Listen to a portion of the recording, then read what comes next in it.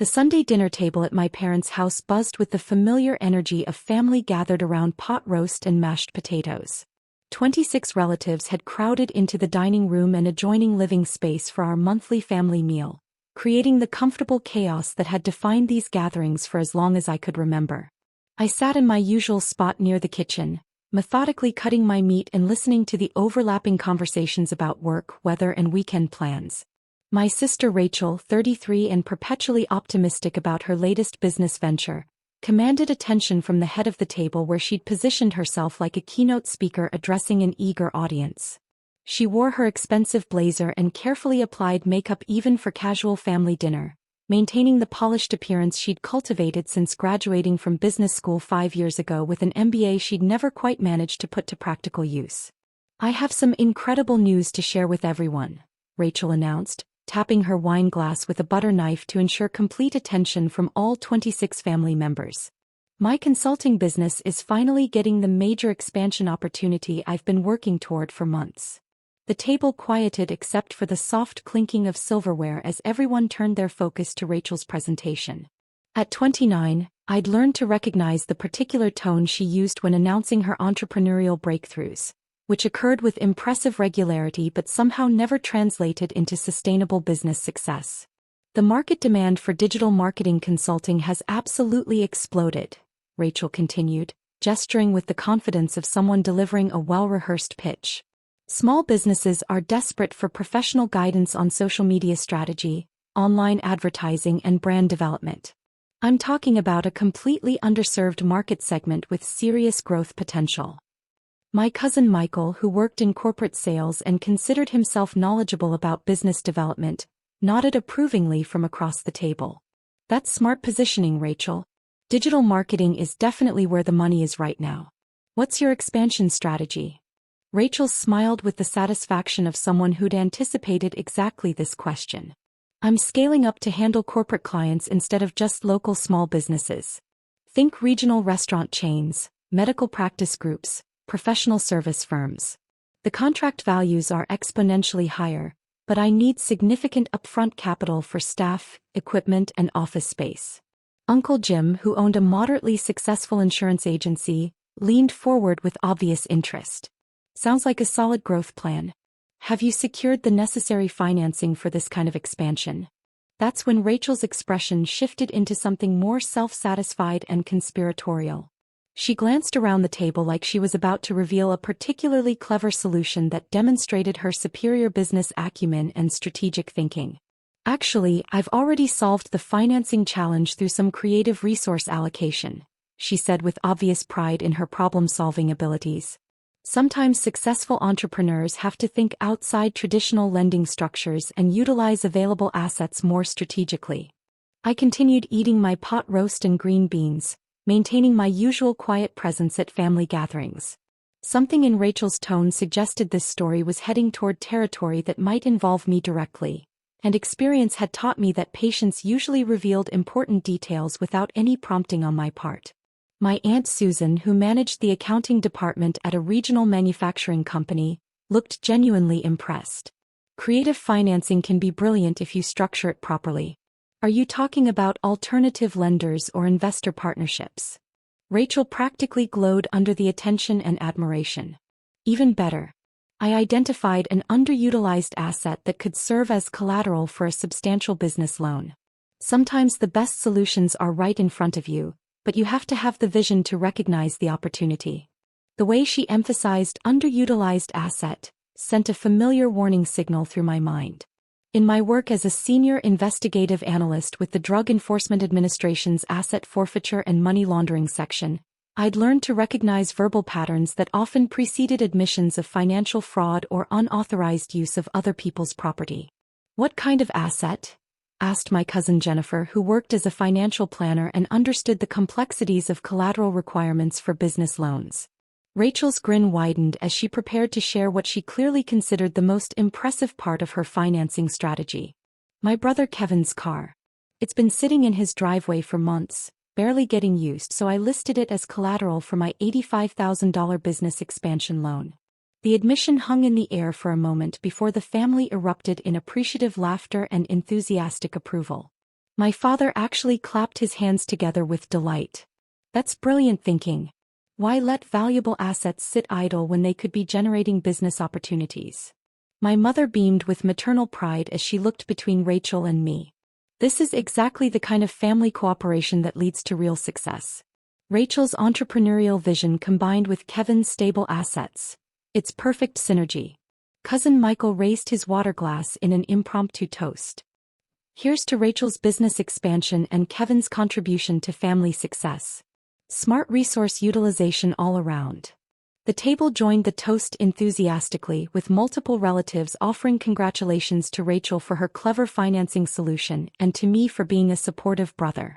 I continued eating my dinner peacefully, maintaining the same calm expression I'd worn throughout the conversation. What the family didn't know was that my 2019 Honda Accord wasn't just a personal vehicle sitting in my driveway. As a federal law enforcement officer with top-secret security clearance, all of my assets were registered in federal databases and monitored for unauthorized activity as part of comprehensive security protocols designed to detect potential compromise attempts by hostile actors. My car's title was flagged in multiple federal systems, including DEA asset tracking databases, Treasury Department monitoring networks, and Homeland Security personnel protection protocols. Any attempt to use the vehicle as collateral or transfer ownership would automatically trigger federal investigation procedures that couldn't be stopped once initiated. Rachel had just admitted to committing wire fraud, collateral fraud, and unauthorized use of federal employee assets in front of 26 witnesses, most of whom had enthusiastically encouraged her criminal behavior. She'd also potentially compromised federal security monitoring systems designed to protect sensitive law enforcement personnel from financial exploitation or coercion. The loan approval process was incredibly smooth, Rachel continued, basking in the family's admiration. Banks love lending against reliable collateral like late-model vehicles, especially when they're owned by stable government employees with excellent credit profiles. More murmurs of approval and appreciation for Rachel's business acumen. My grandfather, who had built a successful construction company from nothing, nodded with obvious respect. Smart entrepreneurs recognize opportunities that others miss. Using available family resources shows real strategic thinking. The irony was almost overwhelming. My reliable vehicle, owned by a stable government employee, was actually registered as a monitored asset belonging to a federal narcotics investigator whose work involved tracking exactly the types of financial crimes Rachel was describing so proudly. "When do you expect to see the first returns on this expansion investment?" asked Uncle Jim, clearly invested in Rachel's success story. "The new office space is already secured, and I'm interviewing senior consultants next week," Rachel replied with obvious satisfaction. Corporate client contracts typically run six figures annually, so this investment should generate serious cash flow within 90 days. Aunt Susan leaned forward with curiosity. "What kind of corporate clients are you targeting specifically?" "Regional healthcare systems, restaurant franchise groups, and professional service networks," Rachel explained with the confidence of someone who'd clearly researched her target market. These organizations desperately need sophisticated digital marketing strategies but lack internal expertise. The profit margins are incredible because they're willing to pay premium rates for proven results. I finished my mashed potatoes and listened to Rachel receive continuous praise for her entrepreneurial vision and strategic resource utilization. The conversation had shifted into detailed business planning, with various relatives offering advice, connections, and encouragement for her expansion efforts. By the time dessert was served, Rachel had essentially held a business presentation complete with market analysis, growth projections, and implementation timeline. The family was thoroughly convinced they had witnessed a masterclass in creative entrepreneurship and family cooperation rather than a detailed confession of federal crimes.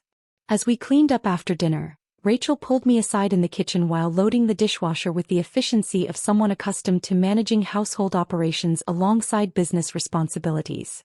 "Kevin, I know I should have mentioned the collateral arrangement before finalizing the loan paperwork," she said with the tone of someone addressing a minor procedural oversight rather than serious criminal behavior.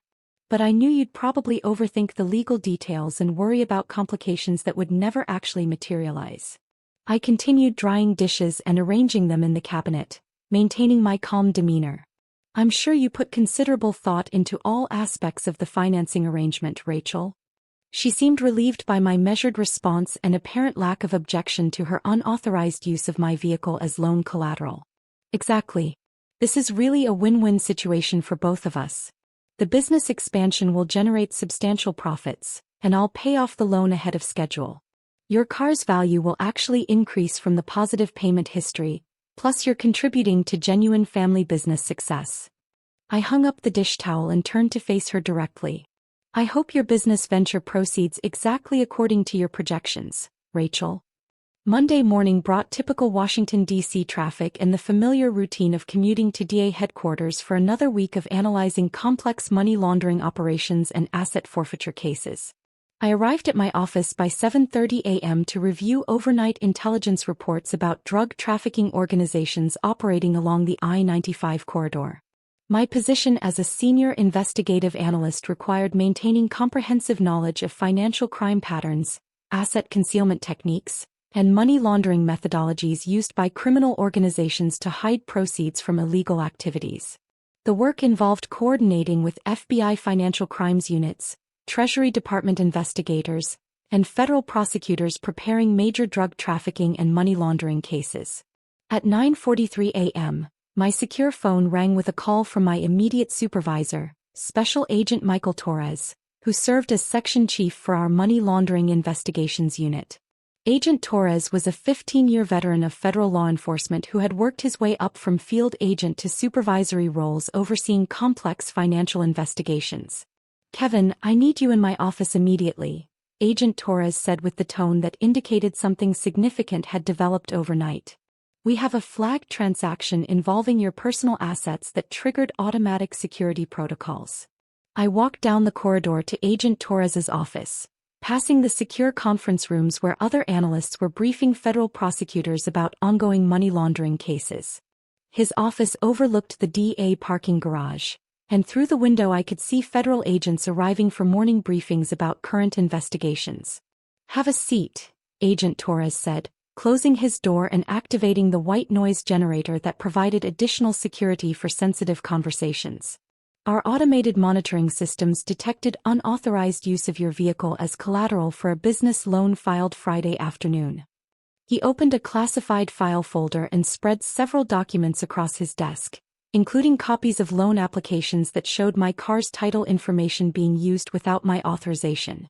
The loan was approved by Mid-Atlantic Business Bank for $85,000, with your vehicle listed as primary collateral by someone named Rachel Johnson who claimed to be your business partner.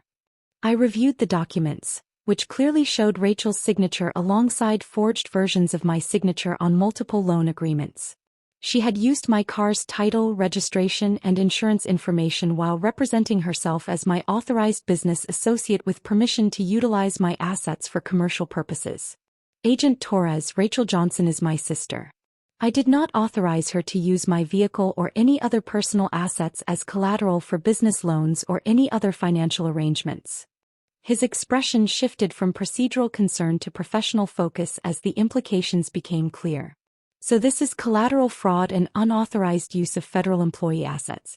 That triggers mandatory FBI involvement and federal prosecution under multiple statutes." He gathered the documents back into the classified file. "Kevin, I need to ask directly.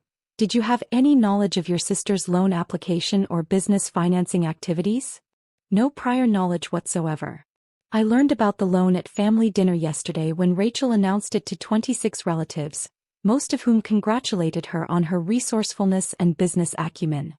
Agent Torres leaned back in his chair with the expression of someone who had investigated financial crimes for over a decade and still encountered new examples of criminal behavior combined with complete lack of awareness about legal consequences. "She announced federal crimes at a family gathering with multiple witnesses present?"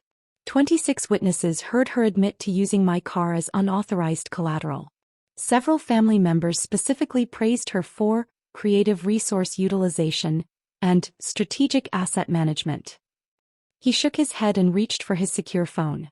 "Kevin, I'm initiating immediate coordination with FBI financial crimes units and federal prosecutors. This involves collateral fraud, wire fraud, unauthorized use of federal employee assets, and potential compromise of security monitoring systems. At 2:15 p.m., Special Agent Lisa Chin from the FBI's white-collar crime unit arrived at DA headquarters to coordinate the federal investigation. Agent Chin specialized in financial fraud cases involving federal employees and had extensive experience with crimes targeting law enforcement personnel and their assets. Agent Johnson, I understand your sister used your personal vehicle as unauthorized collateral for a business loan, Agent Chin said as we met in a secure conference room. Can you provide details about how you discovered this information and any evidence of her admissions? I provided a comprehensive account of Sunday's family dinner, including Rachel's detailed explanation of her financing strategy and the family's enthusiastic support for her criminal activity. Agent Chin took detailed notes and asked specific questions about family members who had witnessed or encouraged the collateral fraud. This pattern is unfortunately common in cases involving federal employee assets, Agent Chin observed after reviewing my statement. Family members often assume they can use relatives' property for financial purposes without understanding the federal monitoring systems and enhanced penalties involved. She closed her notebook and looked at me directly. We'll be executing federal search warrants at your sister's business location and residence within the next 3 hours. Given her public admission to federal crimes with multiple witnesses, this investigation will proceed under expedited protocols. At 4:47 p.m., my personal cell phone rang. Rachel's name appeared on the screen. Kevin, federal marshals just surrounded my office with official vehicles and badges. Her voice was panicked and confused. They're saying I committed federal crimes involving unauthorized use of law enforcement assets. They have warrants for my computers, business records, and financial documents. I was finishing my daily case reports and preparing briefing materials for tomorrow's coordination meeting with federal prosecutors about a major money laundering investigation. Through my office window, I could see other federal agents leaving the building after completing their Monday briefings and casework. That sounds very concerning, Rachel. What specifically are the federal agents telling you? They have search warrants for collateral fraud, wire fraud, and violations of federal asset monitoring protocols. Her voice was becoming increasingly shrill with fear. They're asking about unauthorized use of federal employee property and potential security clearance violations. 3 federal agents had indeed arrived at Rachel's business office at 4:35 p.m., 2 FBI agents from the white-collar crime unit and 1 DA investigator from our asset forfeiture section. They carried federal warrants authorizing seizure of computers, business documents, loan records, and any materials related to the fraudulent collateral arrangement. Rachel, I said calmly, maintaining the same professional tone I used when coordinating with federal prosecutors about financial crime cases, you admitted at family dinner that you used my car as unauthorized collateral for your business loan. That constitutes federal collateral fraud, wire fraud, and unauthorized use of federal employee assets. But it's just your car that sits in your driveway. I thought family helping family was perfectly legal. Federal law doesn't recognize family relationships as authorization for using someone else's property as loan collateral. You committed serious federal crimes using assets belonging to a federal law enforcement officer, which triggers enhanced penalties and mandatory prosecution protocols. The line went quiet except for her rapid breathing and the sound of federal agents explaining search procedures and legal rights in the background. Kevin, you have to stop this investigation. Tell them this was all a family misunderstanding. I cannot stop a federal investigation, Rachel.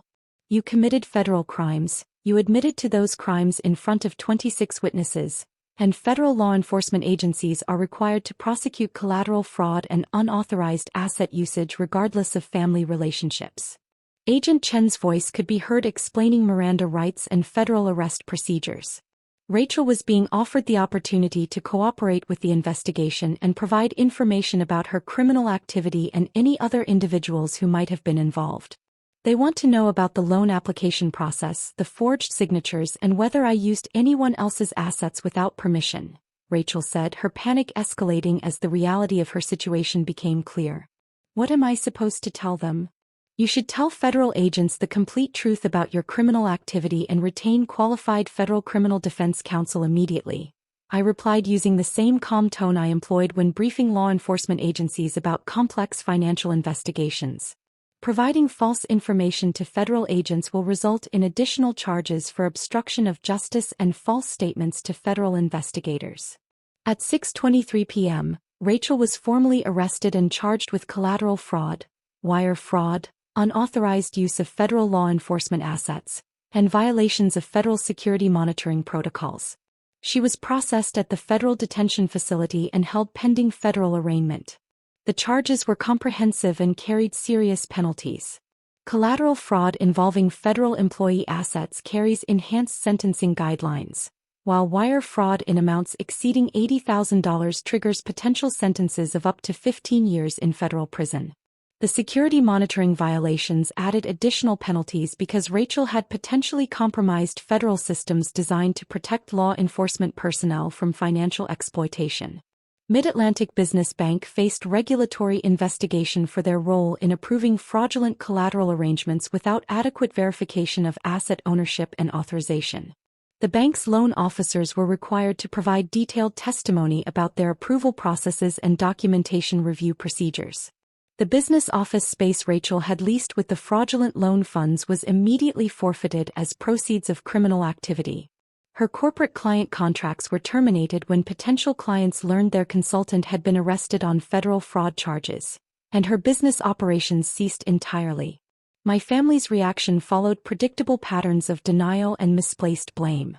Multiple relatives called expressing disappointment that I had destroyed Rachel's business opportunity over what they continued to characterize as family cooperation rather than federal criminal activity.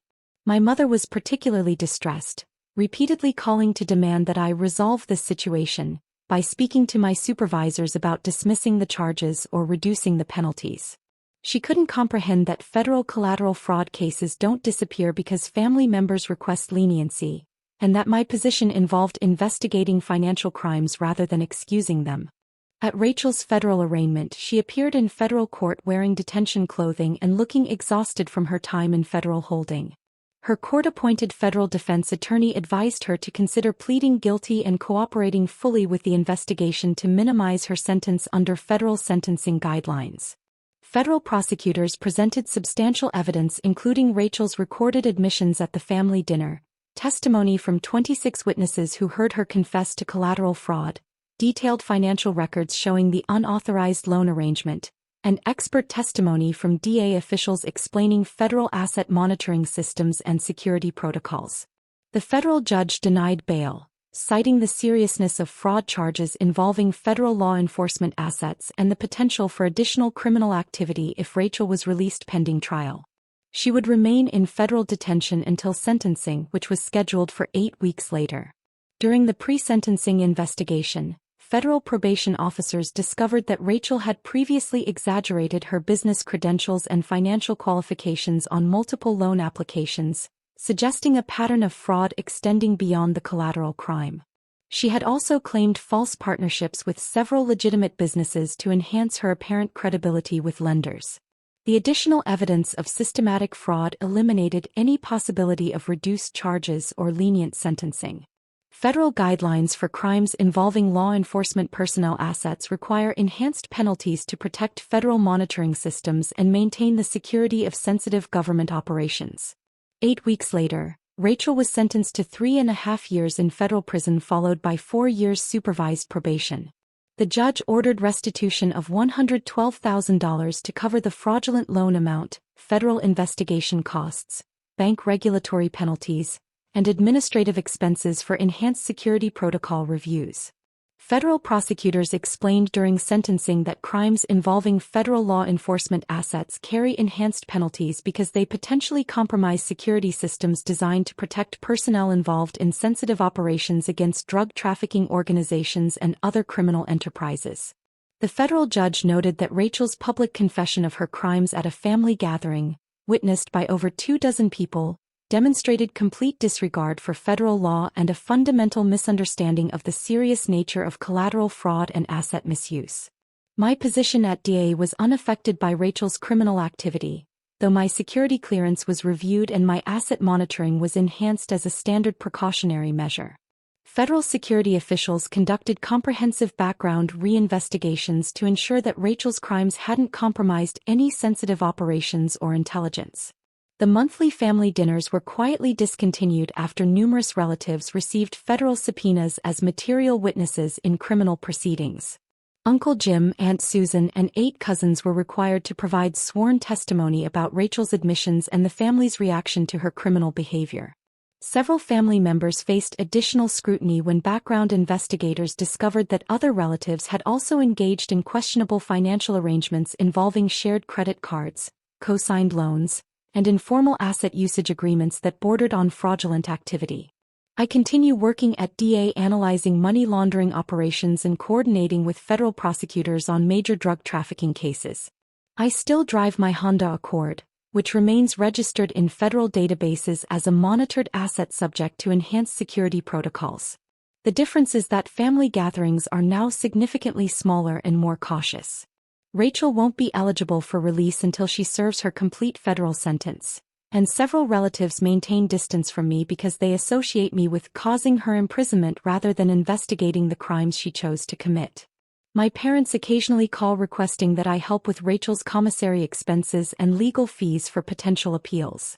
I explain that federal collateral fraud convictions carry serious long-term consequences, including permanent restrictions on business licenses, professional certifications, and access to commercial credit. They still don't understand that my security clearance prohibits financial assistance to family members convicted of federal crimes involving law enforcement assets, and that any such assistance would jeopardize my career and potentially result in criminal charges against me. Last month I received a letter from Rachel at the federal correctional facility where she's serving her sentence. She wrote that she's beginning to understand the seriousness of federal fraud charges, but she's struggling with why using family assets for business purposes resulted in federal prison rather than simple family cooperation.